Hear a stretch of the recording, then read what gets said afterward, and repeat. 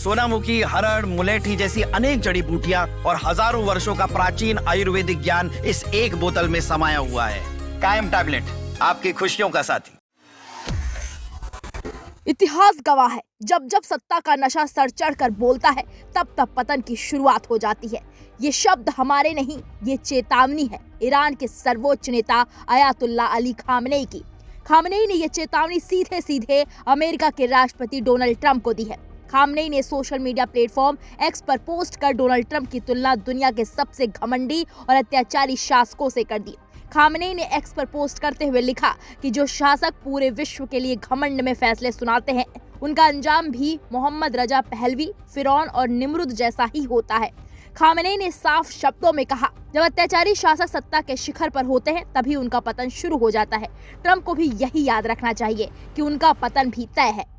Khamenei का यह तीखा हमला ऐसे वक्त में आया है जब ईरान जल रहा है, सड़कों पर आग है, शहरों में अशांति है और सत्ता को खुली चुनौती दी जा रही है। दरअसल ईरान में महंगाई के खिलाफ शुरू हुआ आंदोलन अब सीधे सीधे सुप्रीम लीडर अली खामनेई की सत्ता को चुनौती दे रहा है। देश के 31 प्रांतों के 111 शहरों और कस्बों में प्रदर्शन फैल चुके हैं।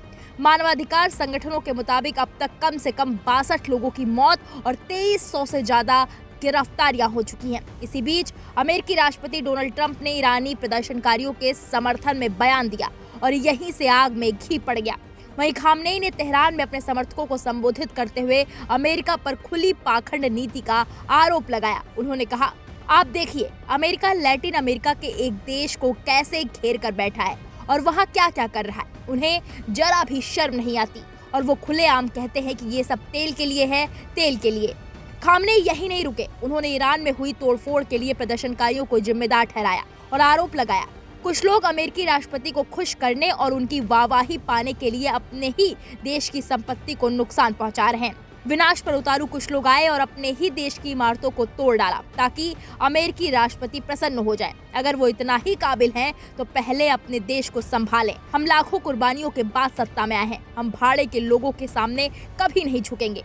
साथ ही खामनेई ने ईरान की सैन्य ताकत का भी खुला ऐलान किया। उन्होंने कहा, आज ईरान क्रांति से पहले के मुकाबले कहीं ज्यादा सशक्त है। हमारी आध्यात्मिक और सैन्य शक्ति की अतीत से कोई तुलना नहीं है। ईरान को लेकर अमेरिकी आकलन पहले की तरह आज भी गलत है। लेकिन इस उथल पुथल के बीच एक पुराना नाम फिर से चर्चा में आ गया है, रजा पहलवी। ईरान के आखिरी शाह मोहम्मद रजा पहलवी के बेटे रजा पहलवी ने ईरानियों से सड़कों पर उतरने की अपील कर दी है। 1979 की इस्लामी क्रांति के बाद सत्ता से बेदखल हुआ शाह परिवार अब एक बार फिर वापसी का सपना देख रहा है। हालिया प्रदर्शनों में पूर्व राजशाही के समर्थन में नारे सुनाई दिए। इतना ही नहीं, रजा पहलवी ने सीधे सीधे अमेरिकी राष्ट्रपति डोनाल्ड ट्रंप से मदद मांगी है। उन्होंने एक्स पर लिखा, लाखों बहादुर ईरानियों को सड़कों पर गोलियों का सामना करते देखा। आज वो न केवल गोलियों का सामना कर रहे हैं बल्कि संचार व्यवस्था पूरी तरह ठप है। इंटरनेट नहीं है, लैंडलाइन नहीं। राष्ट्रपति महोदय कृपया ईरान के लोगों की मदद के लिए हस्तक्षेप करने को तैयार रहें। अली खामनेई को जनता के हाथों अपने आपराधिक शासन के अंत का डर सता रहा है और इसलिए वो सड़कों पर उतरे लोगों के साथ क्रूरता कर रहा है। वो इन संचार व्यवस्था का उपयोग इन युवा नायकों की हत्या करने के लिए करना चाहता है। मैंने लोगों से अपनी स्वतंत्रता के लिए लड़ने और सुरक्षा बलों को भारी संख्या में घेर कर उन्हें पछाड़ देने के लिए सड़कों पर उतरने का आह्वान किया है।